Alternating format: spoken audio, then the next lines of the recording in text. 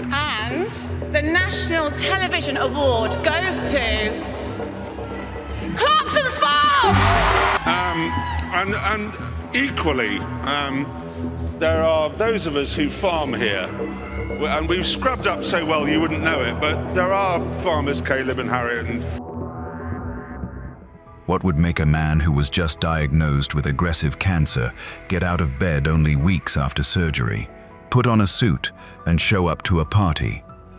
And what does it take for a farmer who once earned 50 pence an hour to end up arriving at his own wedding in a £250,000 supercar? Those two questions collided on one Saturday in the Cotswolds, and the answer says more about loyalty and hard work than any headline can capture. Because this was never really a story about a fast car or a famous guest list. It was a story about what people are willing to do for each other when it actually counts, and about how far a person can travel from where they started if they simply refuse to stop working. This is the story of Kaleb Cooper's wedding day, and the friendship behind it that nobody saw coming. Welcome back to the channel. If you're new here, hit subscribe, and let's get into it. From 50 pence an hour to a £250,000 supercar, Kaleb Cooper's story does not start with fame. It starts in the fields around Chipping Norton, where a young farmer was doing contracting work, hiring himself and his machinery out to other farms for wages that barely covered his fuel. Long before television cameras ever pointed his way, Kaleb was already building something. He had the work ethic. He had the knowledge of the land, the kind that only comes from growing up on it, learning it season by season, mistake by mistake. What he did not have yet was a platform, and platforms in farming do not simply appear. They have to be earned, usually the slow way. One job at a time, one satisfied client at a time, one early morning start after another, with nobody watching and nobody applauding. That changed in 2021, when Kaleb appeared on Clarkson's Farm. The show following Jeremy Clarkson's chaotic attempt to run Diddley Squat Farm near Chipping Norton. Kaleb was the young local farmer who actually understood what he was doing, standing next to a famous television presenter who very much did not. The chemistry between the two of them, the frustrated expert and the clueless celebrity landowner, became one of the most talked about relationships on British television. Audiences loved watching Kaleb roll his eyes at Clarkson's mistakes, loved the blunt honesty he brought to every scene, loved that he never once pretended to be impressed by fame he clearly did not care about. He spoke to a multi-millionaire the same way he would speak to any farmer who had just done something daft with a tractor, and that refusal to perform is exactly what made him believable.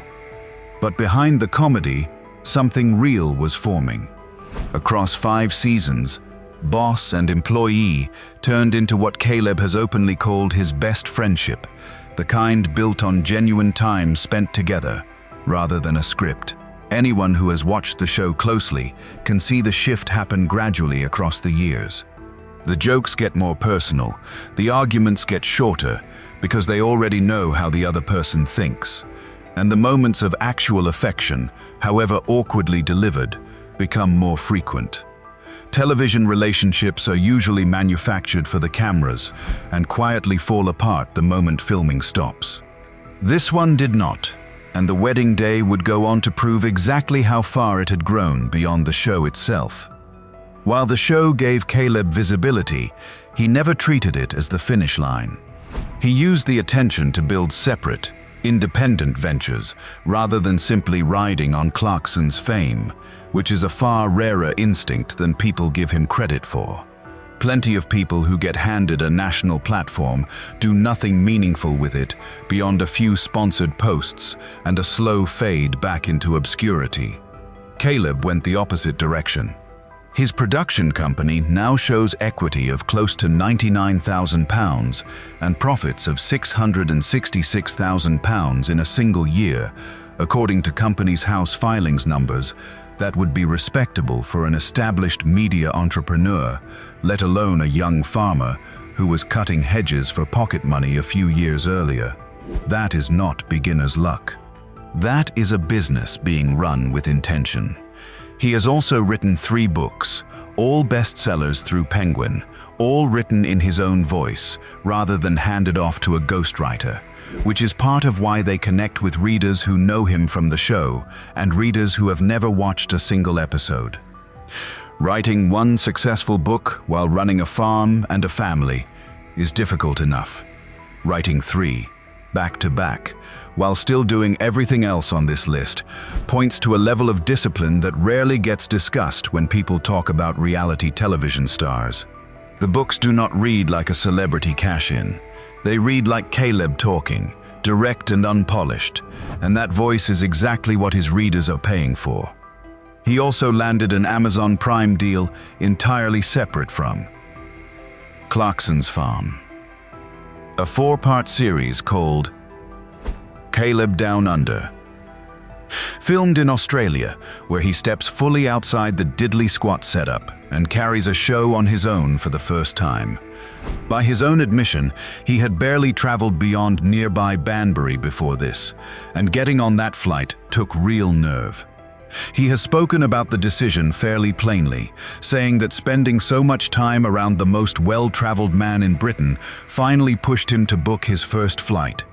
It is a small, self-deprecating line, but it captures something true about how he presents himself on camera, never pretending to be more sophisticated or more experienced than he actually is, and somehow making that honesty more compelling than polish ever could. It also sets up the show correctly in the mind of the viewer. This is not an expert flying somewhere new to demonstrate how much he already knows. This is a young man from Oxfordshire finding out, in real time, whether what he knows even applies on the other side of the world. There is a broader lesson buried in that pattern too, one that applies well beyond farming.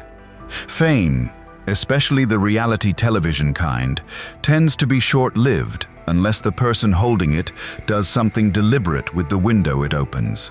Most people treat that window as the reward itself, something to be enjoyed rather than built upon. And by the time the show moves on to its next season, they have very little left to show for it beyond a few old headlines. Kaleb appears to have understood from very early on that the exposure was only useful for as long as he kept converting it into something durable, something that would still exist even if the cameras eventually stopped rolling.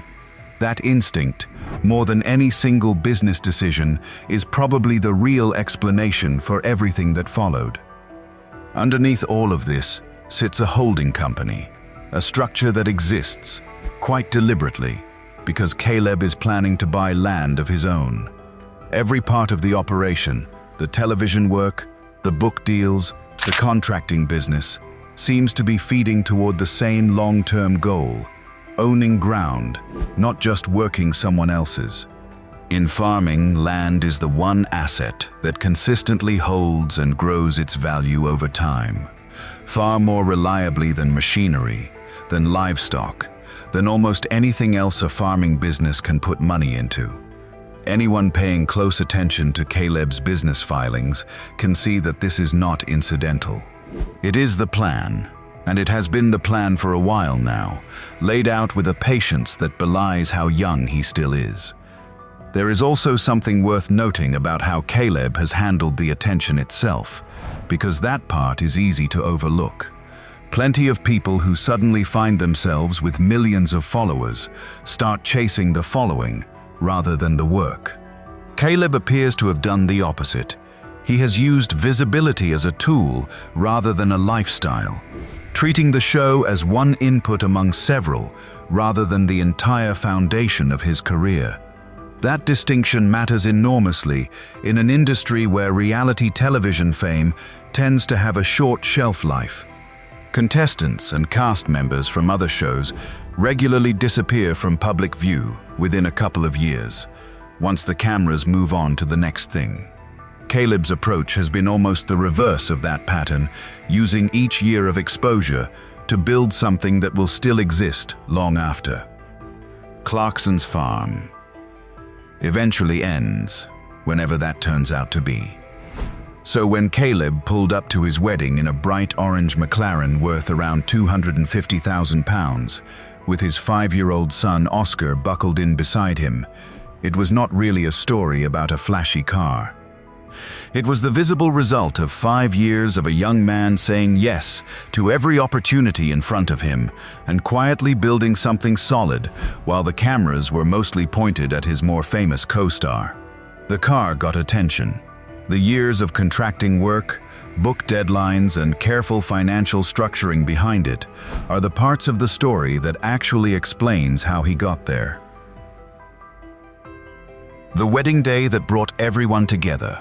On Saturday, the 5th of July, 2026, Kaleb Cooper married Tia Wilkinson at Mariscourt, a 500-acre estate just outside Chipping Norton, a short drive from the very farm where his working life and his television career began.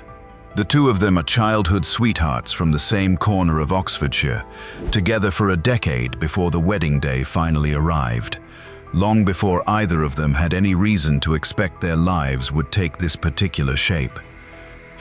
A decade is a long time to be together before a wedding, and it says something about the two of them that fame, a growing business, and 3 young children never rushed them into a ceremony before they were ready for it on their own terms. Kaleb had proposed on Christmas Day back in 2022, by which point the couple already had their first child together. Oscar was born in March 2021, just weeks before. Clarkson's farm. First aired, meaning Kaleb stepped into fatherhood and national television fame within almost the same breath. Willow followed in 2023. Their third child, Ashton, arrived last August in dramatic farming fashion. Kaleb reportedly asked Tia to hold on until he had finished harvesting the row he was working on before heading to the hospital. Clarkson later wrote about the moment in his newspaper column, calling Kaleb the boy wonder and asking how much more farmerish a man could possibly be. Someone jokingly suggested naming the baby after the field Kaleb had been working when the call came through. The field was called Dead Man. They went with Ashton instead, which is probably for the best. The wedding morning started in a very Kaleb Cooper way. He was photographed leaving a local pub with his groomsmen before the ceremony, looking about as relaxed as a man can look on the biggest day of his life.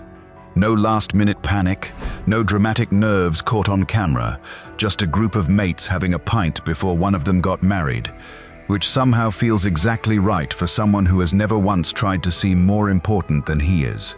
Then came the McLaren, pulling up to Mariscourt with Oscar riding shotgun, a moment that instantly became one of the most shared images from the entire day. The contrast alone made it unforgettable.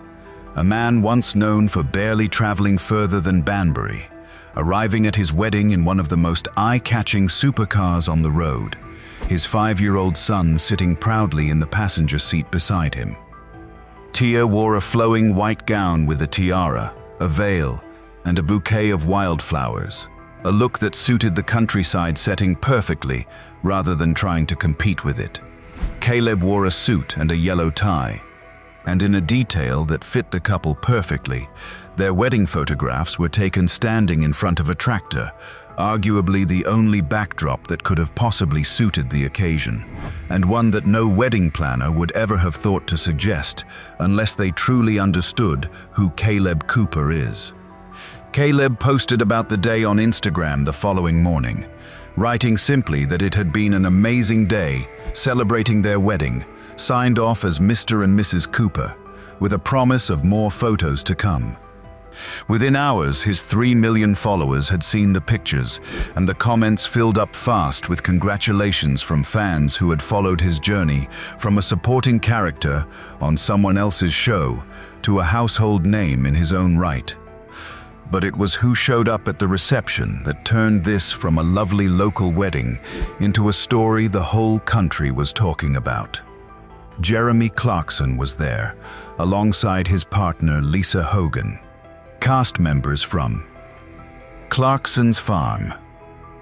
Attended Eddie Hall, the former world's strongest man turned professional boxer, who has become something of an honorary member of the Diddley Squat Circle over the years, was also photographed, celebrating and shared pictures from the night on his own social media. And Clarkson did not simply turn up empty-handed. He supplied an unlimited amount of Hawkstone beer and cider for every guest, the same drinks brewed on his own farm. The farm Kaleb has worked on for 5 years, served now at Kaleb's wedding by the man who owns the brand. It is the kind of detail that feels almost too neatly written to be real, and yet there it was, playing out exactly as if someone had planned it for maximum sentimental effect. Except nobody had. It was simply how the story happened to unfold. Here is why that appearance matters more than it might look at first glance. Just 3 weeks before the wedding, in the closing episodes of Season 5 of Clarkson's Farm, Jeremy Clarkson told Kaleb and farm manager Charlie Ireland that he had been diagnosed with aggressive prostate cancer, caught early, with an expected recovery, but requiring surgery and a period out of action. He delivered the news quietly, in person, during what had started out as an ordinary conversation about harvest planning, without turning it into a spectacle, then went back to planning the harvest as though nothing unusual had happened. That reaction alone told viewers a lot about how Clarkson chooses to handle a crisis, not by making it the center of attention, but by absorbing it and continuing on with the people and the work around him. In the weeks since those episodes aired, Kaleb has spoken openly about what that news did to him personally, describing Clarkson as his best mate rather than his boss or his co-star. That single word choice matters. It is not the language of a working relationship. It is the language of genuine friendship, the kind that survives well beyond a filming schedule. Weeks later, still recovering from that surgery, Clarkson chose to be at his friend's wedding anyway, Hawkstone in hand, watching Kaleb and Tia celebrate surrounded by family and friends. That is not the behavior of a celebrity making a PR appearance. That is someone showing up for a friend because showing up mattered more than resting, and because 5 years of genuine friendship do not simply pause for recovery time. It is also worth thinking about what that moment must have meant from Kaleb's side of things. He has spoken publicly about how difficult it was hearing the diagnosis delivered to him directly, describing Clarkson as his best mate, rather than simply a boss or a colleague. For a young man whose entire adult life has been shaped by that friendship, having Clarkson choose to be there, in person, so soon after major surgery, was never going to be a small gesture. Weddings are usually remembered for the dress, the vows, the first dance. This one will likely be remembered, at least partly, for a recovering friend who decided that rest could wait one more day. It would have been easy and entirely understandable for Clarkson to send his apologies and stay home. Instead, he turned up, brought enough drink for the entire guest list, and stayed to watch the whole thing unfold. There is also something worth saying about how the wedding was received publicly, because it reflects just how far Kaleb's story has traveled, beyond the farming community that first knew him. Comment sections filled with people who had never picked up a pitchfork in their lives, congratulating a man they had come to know through a television show about a farm they will probably never visit. That reach, 3 million followers watching a farmer get married in the Cotswolds, is not something a marketing department could manufacture. It grew organically, episode by episode, because the audience genuinely liked watching him, genuinely wanted things to go well for him, and genuinely felt invested in his story by the time the wedding photographs went up. Few people manage to build that kind of connection with an audience without it feeling forced, and Kaleb has done it without appearing to try. Building an empire beyond the cameras.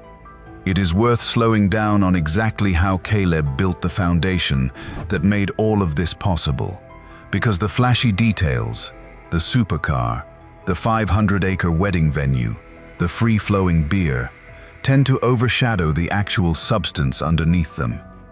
None of it happened by accident, and none of it happened quickly.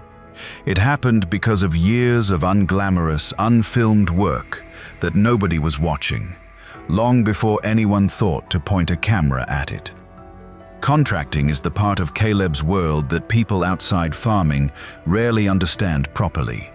It means owning machinery and hiring yourself out to other farms that either cannot afford their own equipment or need extra hands during busy periods like harvest, planting, or slurry spreading.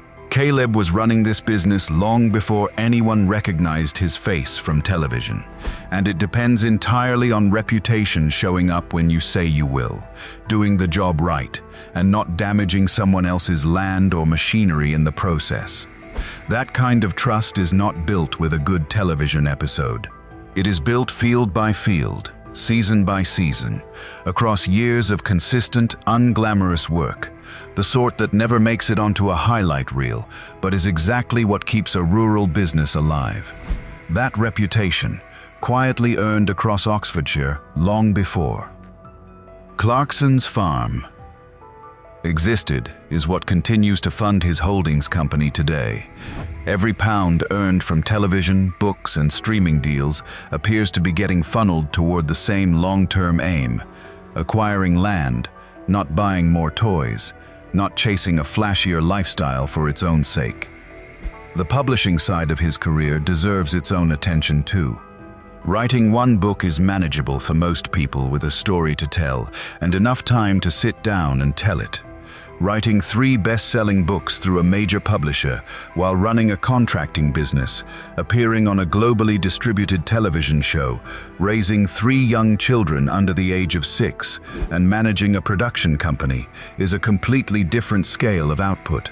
What makes the books work is that they are genuinely his, written the way he talks, without any attempt to sound more polished or impressive than he actually is. That authenticity is difficult to fake, and it means his readers and his television audience overlap without being identical, giving him 2 separate but reinforcing audiences rather than one audience simply following him from one platform to another. Publishers and marketing teams spend enormous amounts of money trying to manufacture exactly this kind of crossover appeal, and Kaleb appears to have arrived at it almost entirely by instinct. Then there is Kaleb Down Under, his 4-part Amazon Prime series filmed in Australia. The first time he has carried a show entirely on his own, without Clarkson, without Diddley Squat, without the familiar setting that made him famous in the first place. That is a real risk, and it is worth naming clearly as one.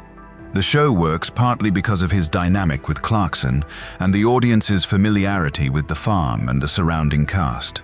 Take all of that away, put him on unfamiliar land on the other side of the world with unfamiliar equipment and a farming culture that operates on entirely different terms, and you find out fairly quickly whether people were watching him or just watching the format around him.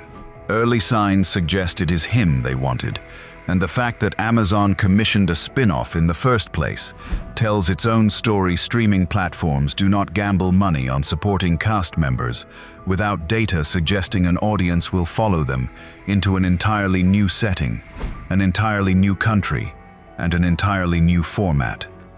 Season 6 of Clarkson's Farm has already been confirmed, with filming expected to begin in 2027, depending on Clarkson's recovery. What happens to Diddley Squat Farm in the long run, beyond the television series itself, remains an open question that the show has never directly addressed, even though it sits underneath every planning dispute and every argument with the council that makes it onto screen. Clarkson bought the land back in 2008, long before it became a business, a brand, a brewery, and a visitor destination in its own right. That transformation happened because of the people around him. Charlie Ireland running the agricultural side with genuine competence, Kaleb bringing both farming knowledge and screen presence, and a rotating cast of characters who became part of the Diddley Squat story over the years. Whether that structure survives beyond the television series is a genuinely interesting question, and it is one that will likely be answered over the next few years, one harvest at a time, one season at a time. What ties all of it together? The contracting, the books, the streaming deal, the holdings company, is a young man who never once treated his 15 minutes of television fame as the whole story. He treated it as a starting point. That distinction is easy to overlook when the headlines are about supercars and wedding venues, but it is the actual reason Kaleb Cooper's story is worth following in the first place. It is also worth remembering that none of this came with a safety net. There was no guarantee, back in 2021, that Clarkson's farm would even be a success, let alone become one of the most watched farming shows in the world. There was no guarantee that Kaleb, a young farmer with no television experience, would come across well on camera at all. He could easily have been edited into a minor supporting character, a face that appears for a few scenes and disappears from public memory the moment the credits roll. Instead, he became one of the main reasons people kept watching, and he did it by simply being himself, week after week, without ever softening his opinions or pretending to enjoy Clarkson's more chaotic decisions. That refusal to perform a character is, in hindsight, exactly what built the trust that everything else was eventually able to grow from: the books, the Amazon deal, the business filings, and now, a wedding day that the whole country seemed to celebrate alongside him. Kaleb Down Under is already in production. Season 6 is confirmed. The contracting business keeps running. The books keep selling. And on the 5th of July 2026, a young man who once earned 50 pence an hour got married on a 500-acre estate just minutes from the field where it all began. 3 children in the crowd, his best mate behind the bar, despite everything he was going through, and an orange McLaren parked outside that he had driven there himself with his 5-year-old son beside him. That is about as good a Saturday as anyone in British farming has had in a long time. Congratulations to Mr. and Mrs. Cooper. Let us know your thoughts in the comments and tell us where in the world you're watching from. Thanks for watching, and see you in the next one.